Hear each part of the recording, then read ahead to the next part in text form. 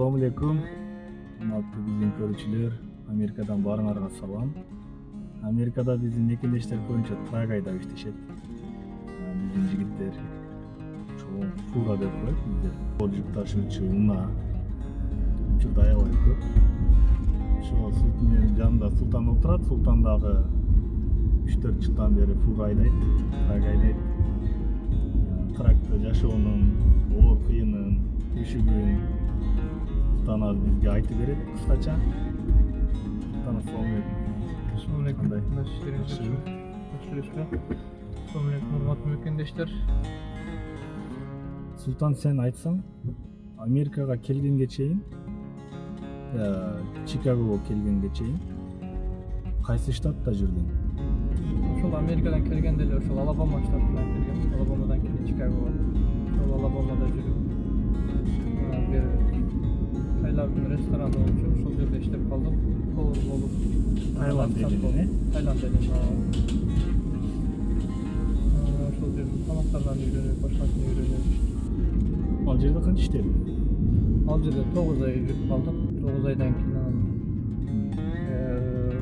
Чикагого келем, анан ошол жерде окуп баштагам студенческий виза менен. Бул жакта дагы бир нече жумуштарда иштеп кеттим.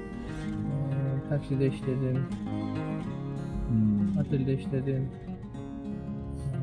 Дагы бир нече жумуштарда иштеп кеттим ошонун катарында. Тракта кандай жашоо, канча киреше тапса болот? Ошолор жөнүндө айтып берет. Айтып берсең, трак жашоо кандай негизи? Тракка кантип чыгып калдың? Сен үчүн оңой эле болдубу биринчи чыкканда? Мен тракка чыкканыма 3,5 жыл болуп калыптыр. 2015-жыл баштагам. Трак эми оңой кыйын бар, бардык эле иштин. Мында башында кичине кыйын болгон. 1-2 ай ошондой кыйын болот, кыйын мезгилдер болгон. Ошол. Тракка келип калган себебин айтып берсең, кантип трак айдап калды?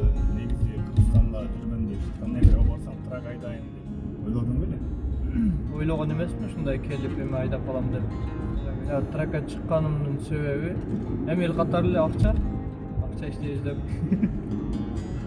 Тракка чыккан себеби баягы бул жакта бардык эле кыргыздар бири-бирине ошол жакшы жумуш болсо тартып чакырып, кел ушундай жакшы жумуш бар, бул жак жакшы болуп атат деп уюшумду бир сөз менен айтканда.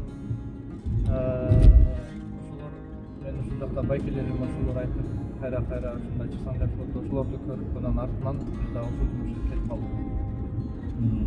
Жакшы.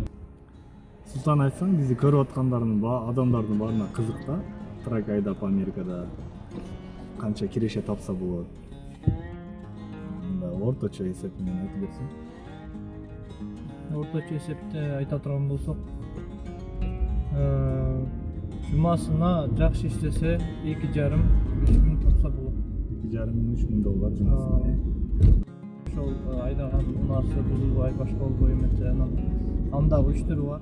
Бирөөсү компанияга иштеген, дагы бир түрү арендага алып иштеген, анан бирөөсү ошол өзүнүн частный унаасы болсо, алар ошол бүт бардык эмне эле болсо баарын өзү төлөйт.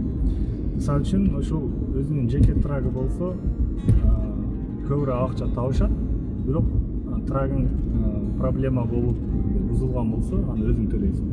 Өзүнүн чөнтөгүндөн баарын төлөйсүң. Эгер компания үчүн айдашкан болсо, анда кандай болот? Анан рент кылышса, аренда кылышса кандай болот?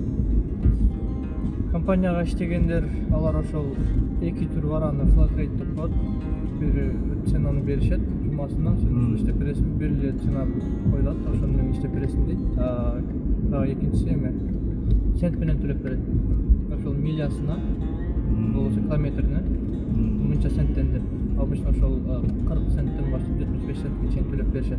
Ал компаниянын өзүнө каранды. Лиз деген ошол аренда дегени бул ошол компаниянын бир эмесин менчик катары иштетет, бирок ошол менчик катары иштеткени үчүн аренда төлөйт. Жумасына компанияда алдагы компания зарасет $1000 баштап $1500 чейин. Анын да страховкасы бар, башкасы бар. Бирок ошол алар деле эмеде эле табат. Ошол өзүнүн унаасы бар адамдар деле табат, бирок ошол 1500 эмне сайтта иштеп келет. Демек ушул бардык тармагында биздин жигиттер иштешет, бизде. Ооба. Башында көбүсү ошол компанияга иштешет, кичине опыт алыш үчүн. Анан лизге чыгышат, кээ бир болсо кичине иштеп акча жыйнап өзүнүкүн алышат, кредитке болсо дагы. Демек Султан азыр айтты 2,5 миң 3 миң доллар суммасына. Ошондо бир айга чаккан болсок 3 миң долларын эсептегенде 12 миң. Жок, анчалык чыгышы мүмкүн эмес. Себеби деген баягы башка расходтордо аябай эле көп. Эгер мындай жакшы акча эме кылып сактайм десе, 5 миңдей өтө катуу иштеп эметкенде 5 миңдей эме кылса болот. Жыйнаса болот. Айына. Өзүнүн чөнтөгүнө жыйнаса болот. Айына 5 миң доллар. Айына 5 миң. Чыгашадан Тышкары. Негизи трак айдагандарга, трак айдагандарды трак драйвер деп коет Америкада. Түшүнүктүү болуш үчүн. Трак драйверлерге, мисалы үчүн Америкада кандай шарттар түзүлөт? Жолдо кыйналбайсыңбы? Кыйынчылыктар жокпу? Эч ким тийбейби дегенде, силер баары кымбат баалуу жүктөр менен ташыйсыңар да туурабы? Ошо эч кандай коркунучтуу учурлар болбойбу, ошол жөнүндө айтып берсең. Коркунучу деле жок. Жолдо шарттар аябай жакшы. Ошондо сиз кээде алдын ала ошол суздарын себеп жакшы тазалап карап турушат. Жолдо атайын токтоочу жайлар бар, сервис плаза деп коет, ошол эс алуучу жайлар, ошо тамактанып, дизель куюп. Ошондо бардык мүмкүнчүлүктөр бар, Кудайга шүгүр.